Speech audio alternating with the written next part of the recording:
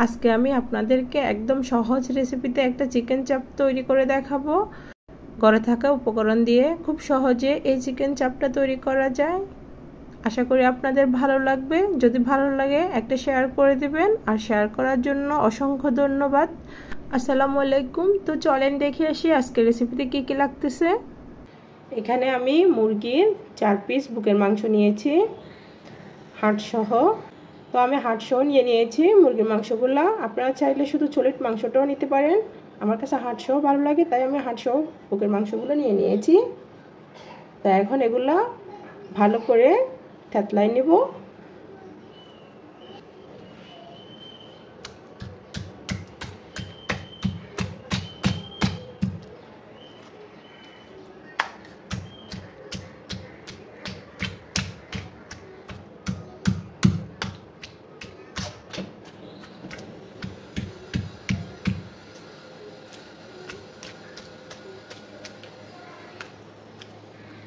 তো দেখতেছেন, এই যে এভাবে আমি সবগুলো মুরগির মাংসকে একটু থেতলাই নিব, চেঁচে চেঁচে মশলাগুলো ভালো করে ভিতরে যাওয়ার জন্য।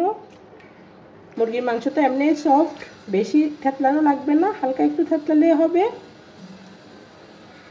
তো এখন মাংসগুলো আমি ম্যারিনেট করে রাখবো সব কিছু মশলা টশলা দিয়ে মেখে।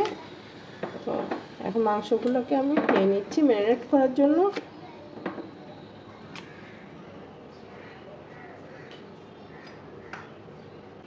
তো এখানে 1 চামচ রসুন দিয়ে দিয়েছি, 1 চামচ আদা বাটা দিয়ে দিয়েছি, স্বাদ মতো মরিচের গুঁড়ো দিয়ে দিচ্ছি।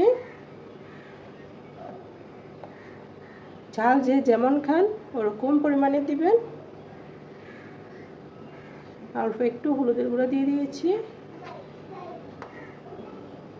আর এখানে জিরা, ধনিয়া, জয়ফল, জয়ত্রী সব কিছু একসাথে পাউডার করে নিয়েছি আমি।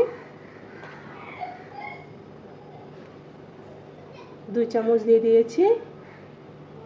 পরিমাণ মতো লবণ দিয়ে দিচ্ছি। লবণটা একটু বুঝে দিতে হবে, কারণ আমি এখানে সয়া সস ইউজ করব। সয়া সসে লবণ থাকে, তো আমি পরিমাণ মতো লবণ দিয়ে দিয়েছি।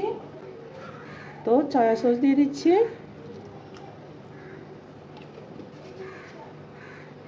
তো এখন টমেটো কেচাপ দিয়ে দিচ্ছি।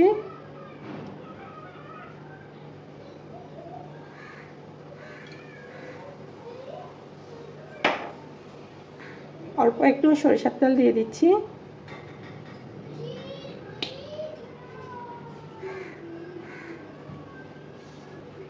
এখন সবগুলো একসাথে মেখে নেব।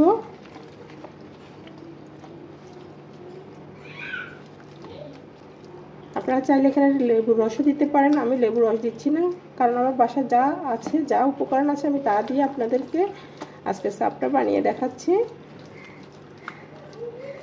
মানে হঠাৎ করে মন চাইলে বাসা থাকা উপকরণ দিয়েও ঝটপট করে চাপটা রেডি করা যাবে।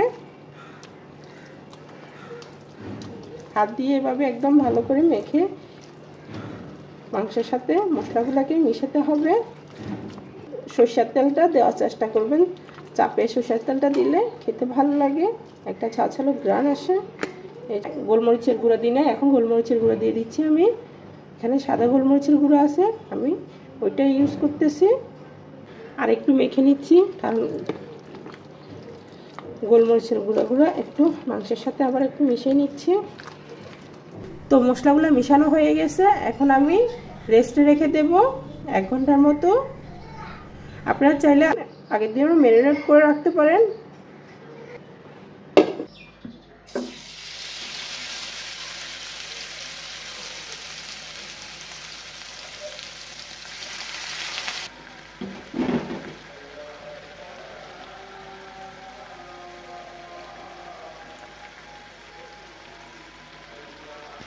আমি চিকেন চাপের উপরে আমি আরেকটু টমেটো কেচাপ দিয়ে দিচ্ছি উপরে। এটা মিডিয়াম আছে, এভাবে হতে থাক। এই চিকেন চাপটা একদম মিডিয়াম আছে, আস্তে আস্তে রেডি করতে হবে, হাই হিট দেওয়া যাবে না। একটু পুরা পুরা করে ভাজলে চাপটা বেশি মজা লাগে, তাই আমি উপরের অংশটা একটু পুরা পুরা করে ভাজতেছি। তো ফাইনালি চাপ রেডি হয়ে গেছে, দেখতেছেন একদম দোকানের মতো। এখন নিয়ে নেব।